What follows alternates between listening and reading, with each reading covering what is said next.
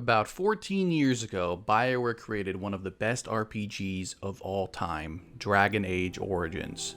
Released in 2009 to gamers that have been relatively starved of single-player role-playing games, for a long time.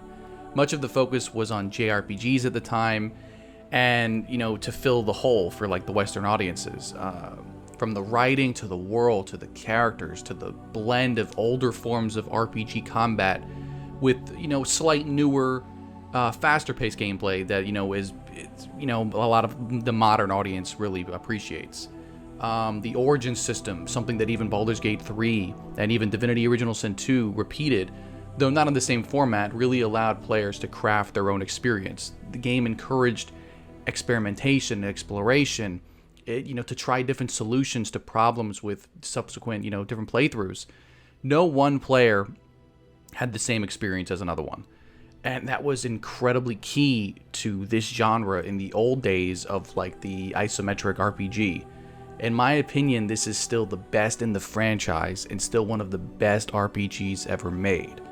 Now, fast forward to 2011 with Dragon Age 2. So, you want to know about the champion? What makes you think I know the truth? Don't lie to me. You knew him even before he became the champion. The entire world on the brink of war. And you need the one person who could help you put it back together. This is where the franchise started to rear its head to EA's design decisions and the game being rushed with only around 14 months of development, which clearly shows in this game with repeating dungeons and a singular location that slightly changes every act with the city of Kirkwall. The protagonist, Hawke, was also very limited, especially in terms of what came before in Origins, with its protagonist more in line with Mass Effect in terms of its feeling. Hawke was, a lot like Shepard. But even worse, the changes to the dialogue system became more limited, and the gameplay itself was more action-focused. Now, that's just a matter of taste. You could like more action-focused or not, but, Now, I still very much enjoyed Dragon Age 2, but it didn't live up to what came before. Now, fast forward a bit to 2014. 9 long years ago, Bioware released the game of the year, Dragon Age Inquisition.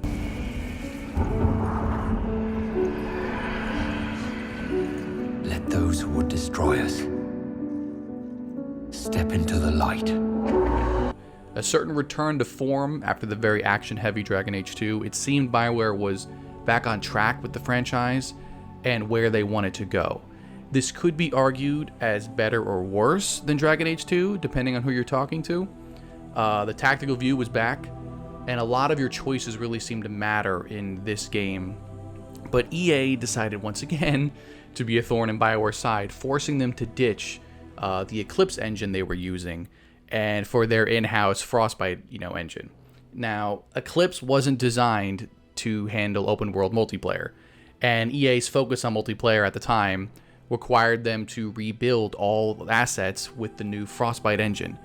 BioWare was forced to make the engine work for a gameplay style that it wasn't suited for. It was made for first-person shooters. That's what the Frostbite engine was for. Now, despite all this, the game was still pretty damn good. Even with its, pseudo-MMM style of quest and maps, it was a return to form and perhaps would lead to an even better sequel to finish the story.